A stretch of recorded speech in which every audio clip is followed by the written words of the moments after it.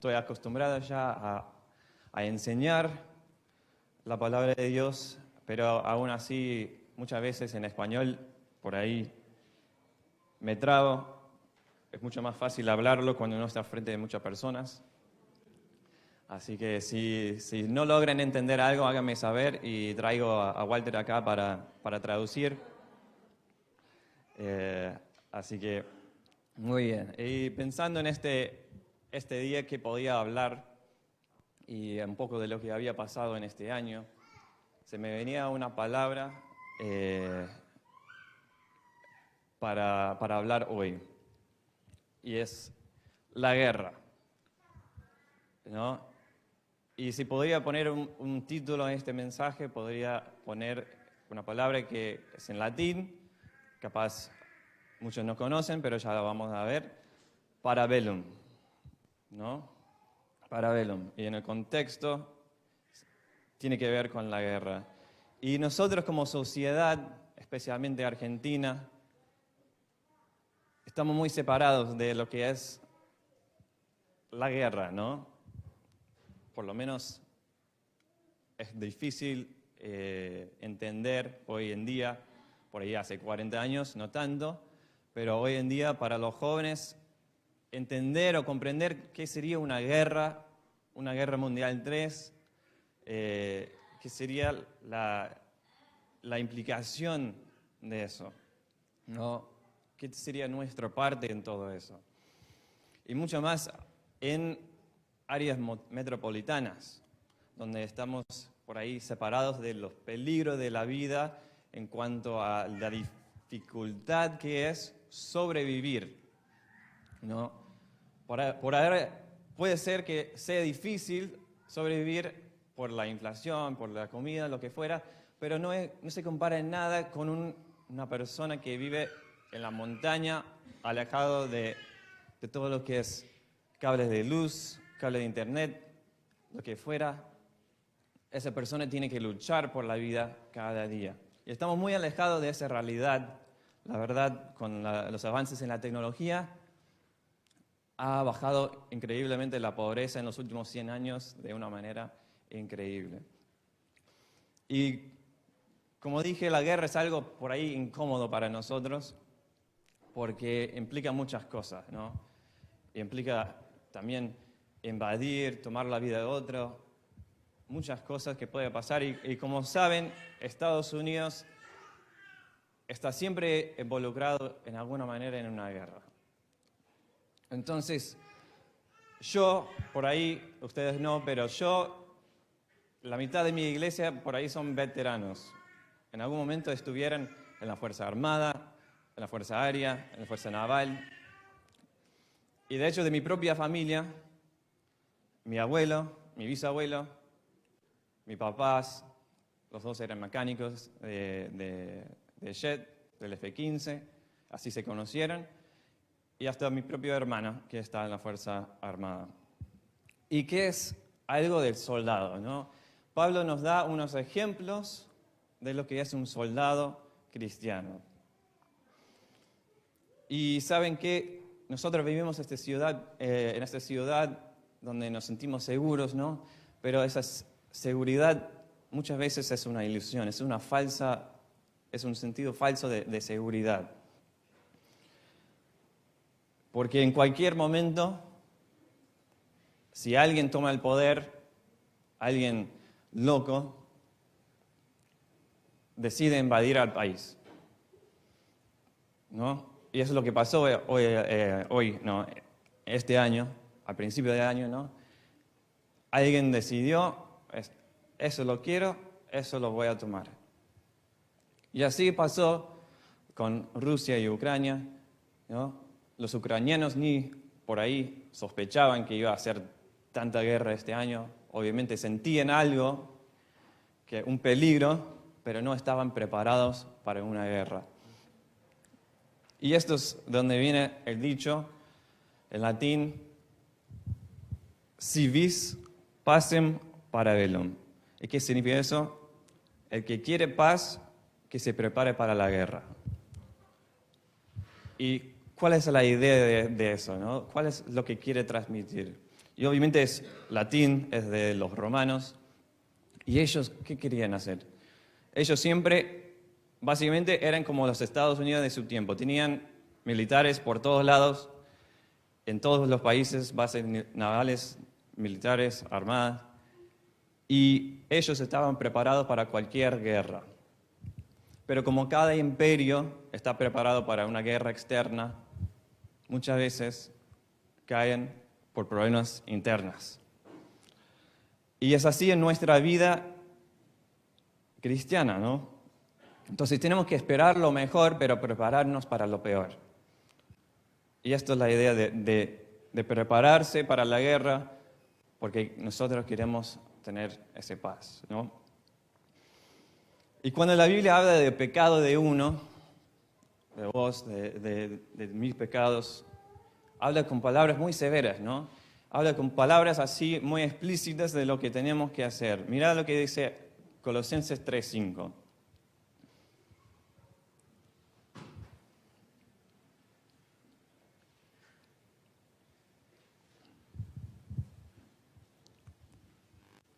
Colosenses 3:5 dice algunas palabras fuertes para nosotros, para que tengamos en cuenta. Dice, haced morir pues lo terrenal en vosotros, fornicación, impureza, pasiones desordenadas, malos deseos y avaricia, que es idolatría. Cosas por las cuales la ira de Dios viene sobre los hijos de desobediencia, en los cuales vosotros también anduvisteis en otro tiempo cuando vivíais en ellas. Haced morir, pues, en vosotros todo lo terrenal, todo lo que es de esta tierra, todos estos deseos carnales, hay que hacerlo morir. Y podríamos cambiar eso y podríamos pensar, hacer guerra contra tu pecado.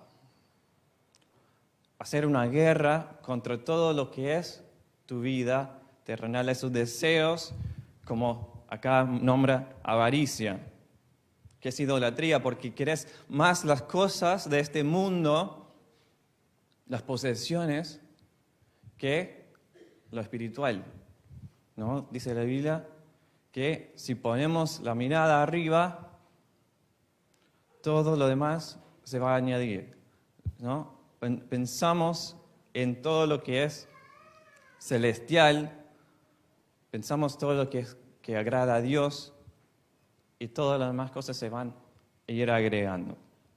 Entonces no tenemos que desear, codiciar las cosas de este mundo para vivir acá. Tenemos que, al revés, anhelar más el cielo que este mundo. Fornicación, impureza, pasiones desordenadas, malos deseos. Todo eso trae la ira de Dios sobre los hijos de desobediencia. Entonces, ¿qué tenemos que tener en cuenta? Nosotros tenemos que hacer morir, tenemos que declarar la guerra contra nuestro pecado, contra nuestro enemigo interno, porque si no, nos va a matar a nosotros. Si somos salvos, nuestro pecado, si no la sacamos, nos va a quitar del ministerio. Nos va a separar de una comunión con nuestros hermanos, con nuestro Dios, y vamos a vivir una vida miserable. Y cuando uno está en el campo de batalla, viste que los sentidos por la adrenalina se empiezan a hacer más finos, ¿no? Cada hoja que cae se siente fuertísimo. Cada ramita que se rompe, cada respiración propia. No sé si haber jugado a las escondidas, si te acordás cuando eres niño o cuando habías jugado en cualquier momento, pero encontraste el lugar perfecto y justo pasa el que está buscando.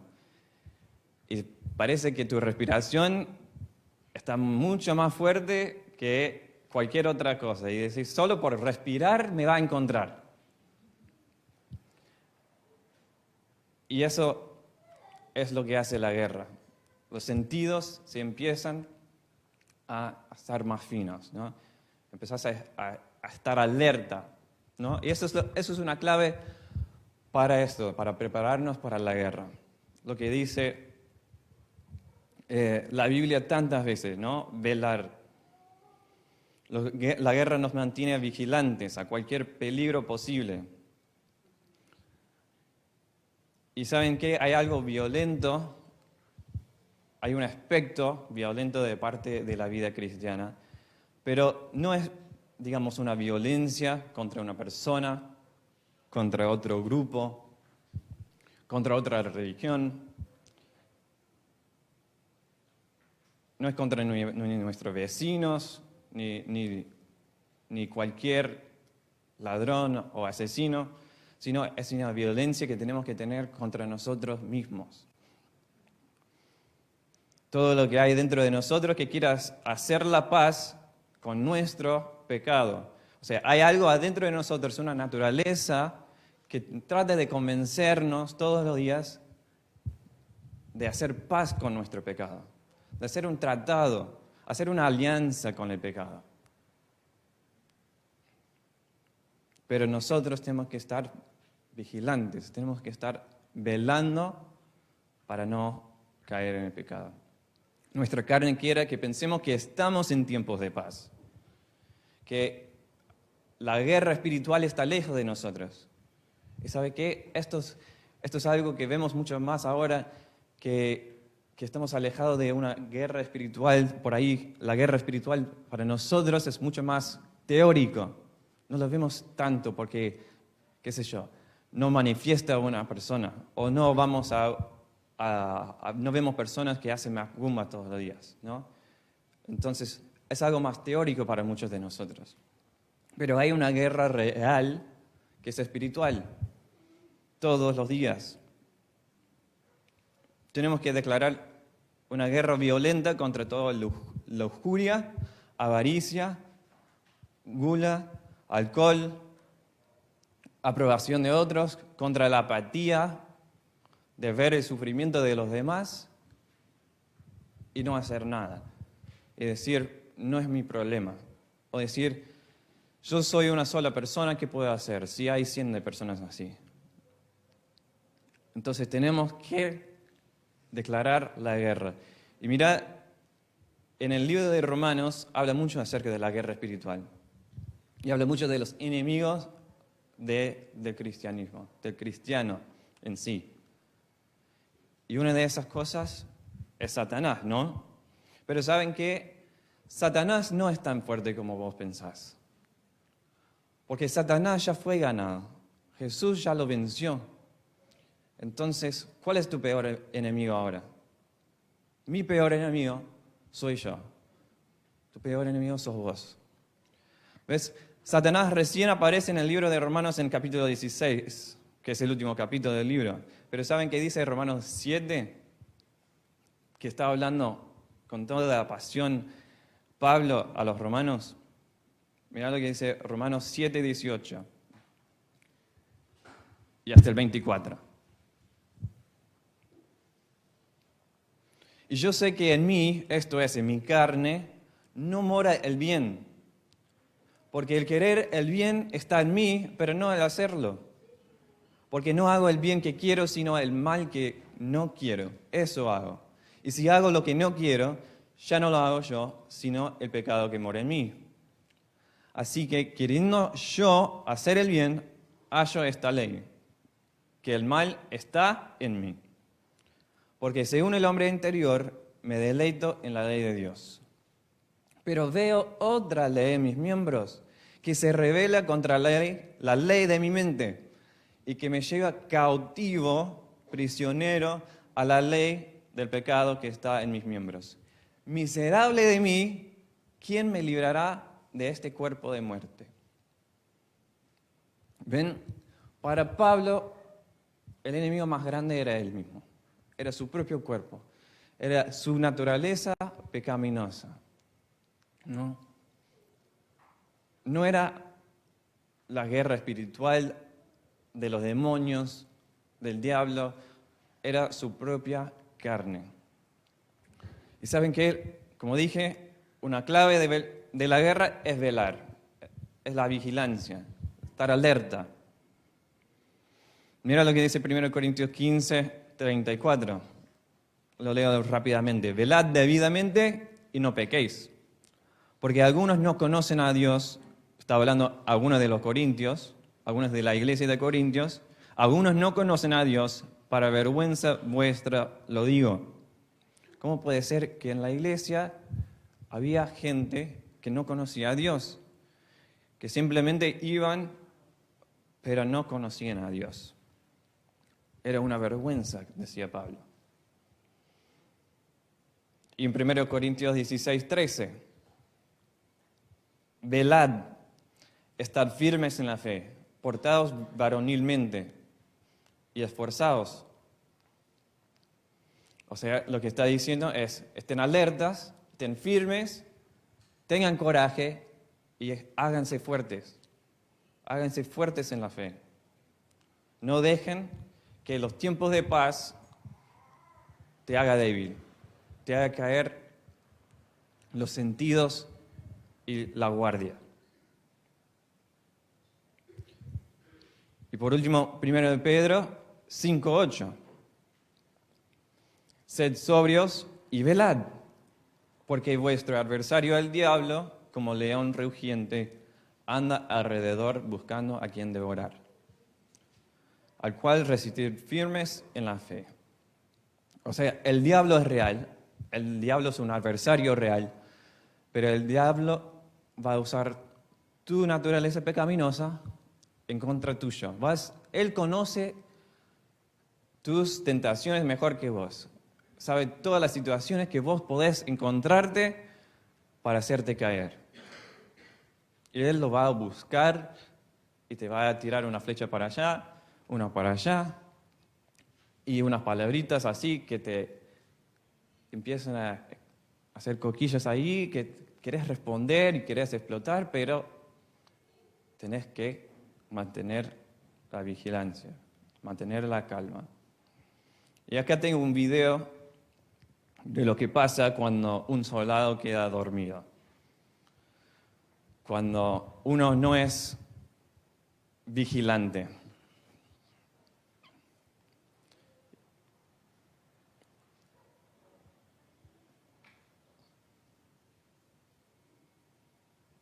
Ahí lo va poniendo. ¿Está listo el sonido? Ok.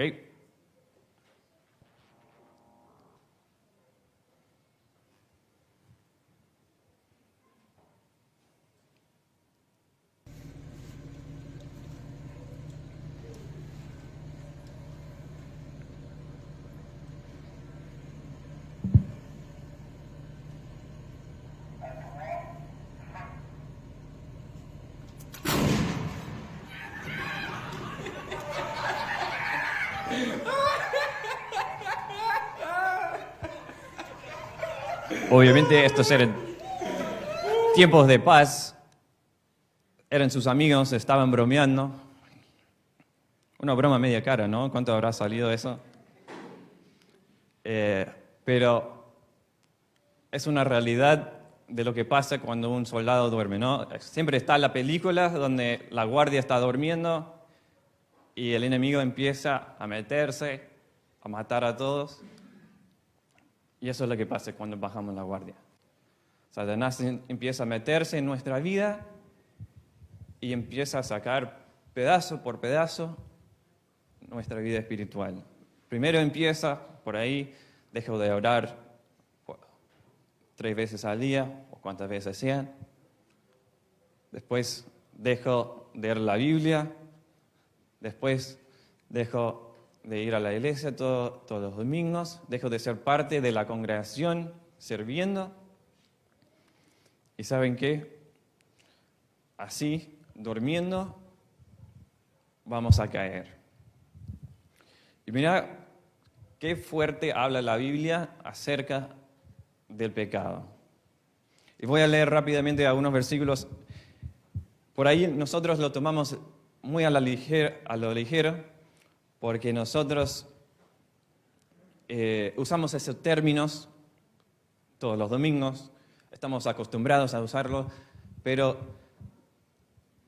hacer morir algo o crucificar algo no debería ser algo ligero, ¿no? Crucifixión era una tortura increíble, tan increíble, que hasta se inventó una palabra para describir lo indescriptible fue, ¿no?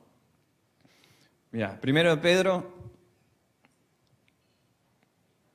2:24, Jesús, quien llevó él mismo nuestros pecados en su cuerpo sobre el madero, para que nosotros, estando muertos a los pecados, vivamos a la justicia, y por cuya herida fuisteis sanados. Romanos 6:2, en ninguna manera, porque los que hemos muerto al pecado, ¿cómo viviremos aún en él? O sea, y ahí el versículo anterior era, ¿preservaremos en el pecado para que la gracia abunde? No, tenemos que morir. ¿Cómo vamos a estar viviendo en algo, practicando algo a lo cual estamos muertos? Gálatas 2:20, esto lo conoce bastantes. Con Cristo estoy juntamente crucificado y ya no vivo yo, mas vive Cristo en mí. Lo que ahora vivo en la carne, lo vivo en la fe del Hijo de Dios, al cual me amó y se entregó a sí mismo por mí. Imagínate ese amor que Cristo tuvo para sacrificarse, para soportar la crucifixión, esa tortura. Y Pablo dice, con Cristo estoy juntamente crucificado. O sea, él quería morir a sí mismo. Él declaró la guerra contra todo lo que le hacía en contra. Colosenses 3:3, porque habéis muerto y vuestra vida está escondida con Cristo en Dios. Hay una cosa que repite mucho: muerto, muerto, crucificado, sepultado, crucificado, muerto. Y el 3:5, hacer morir. O sea, hacer todo lo posible, entender la gravedad de lo que está pasando. Hacerlo morir, matarlo, matar todo el pecado que está en tu vida. Fíjate que en ninguno de estos pasajes dice cautivar el pecado, tenerlo como prisionero, subyugarlo, ¿no? No es ese más fuerte que el pecado, dice matarlo. No es un prisionero para que vos lo tengas acá, en tu cárcel, ahí a las escondidas, para que vos lo tengas ahí. No, dice, hay que matarlo porque si no, te va a matar a vos. Es como en la película es cuando el héroe iluso está con el villano y el villano está por morir. ¿Y qué hace el héroe? Le extiende el brazo. Dice, toma mi mano. Y obviamente el villano no quiere morir, entonces va a tomar la mano. Y en cuanto el villano está seguro, ¿qué hace? Tira el héroe. Lo mismo el pecado te va a hacer a vos. Vos le vas a decir, pero no es tan malo. Es un pecadito. Y le vas a darle la mano y le vas a decir, no pasa nada, es algo chiquito. Y lo vas a levantar y cuando menos lo esperas, te va a tirar a vos. Mira, a Jesús dice estos versículos que Jesús fue muerto por nuestros pecados. Vos te moriste para que estés en Jesús. Entonces moriste al pecado.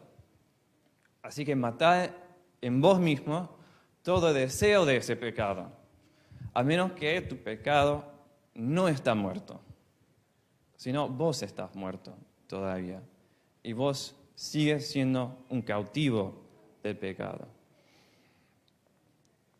Esto es algo que Dios ha hablado mucho en mi vida, de no tomar cosas a la ligera, mucho menos el pecado.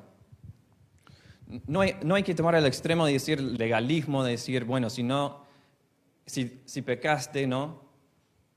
Es decir, si pecaste, entonces no sos salvo. O si pecaste, no podés hacer nada. No, no está diciendo eso. Está diciendo todo lo posible en vos, morir cada día, ¿no? Tomá tu cruz y sígueme. Ese cruz es todo lo que tiene que morir cada día. Todo el deseo de celos de mis amigos, o lo que tienen, la envidia, todos los pecados que vos decís, esto no está tan mal. ¿Sabes qué? La soledad, sentir solo, ¿no? Que no tenés amigos, tenés Jesús, tenés Dios siempre con vos. Y si no tenés un amigo bien confiable que puedes confesar todo, pero todo sentimiento que tenés, que una vez capaz te haya ofendido y nunca le dijiste, tenés que encontrar uno. Tenés que tener una persona en la que podés hablar todo, un amigo. Y mira, ¿sabes qué pasa si no lo matás? Romanos 8, 12 al 13 para ir terminando.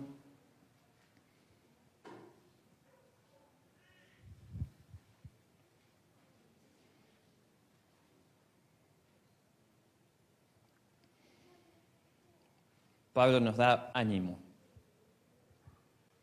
pero nos da una advertencia. Por lo tanto, amados hermanos, no están obligados a hacer lo que su naturaleza pecaminosa los incita a hacer. Pues, si viven obedeciéndola, morirán. Pero si mediante el poder del Espíritu hacen morir las acciones de la naturaleza pecaminosa, vivirán. Entendelo que vos no estás obligado a hacer lo que tu cuerpo te pide, lo que tu mente te pide. No estás obligado a cumplir con esos deseos carnales que te pide todos los días. Tenés una opción, ¿no? Anoche estamos en un taller y decía, no podés controlar. Una de las excusas que nosotros hacemos es, no podemos controlarnos, ¿no? Sí podemos controlarnos, pero no nos queremos controlar. En cada circunstancia, en la circunstancia correcta, te podés controlar. Pero muchas veces no nos queremos controlar. Entonces, si cruzás los brazos, no sé cuántas personas acá trabajan o han trabajado en algún momento de su vida de noche, pero muchas veces los que trabajan de noche tienen descansos muy irregulares, entonces como que en cualquier momento pueden dormir, ¿no? Y una de las cosas que podés hacer, que es muy evidente, que cuando uno está por dormir, empieza a cruzar los brazos, se acomoda en la silla y se tira para atrás, ¿o no, Lucho? Nada. Para acomodarse, se acomoda y empieza a dormir, ¿no? Pero ¿saben qué? Si cruzás los brazos y dejás que ese cadáver adentro tuyo, esa naturaleza pecaminosa, te controla por un segundo,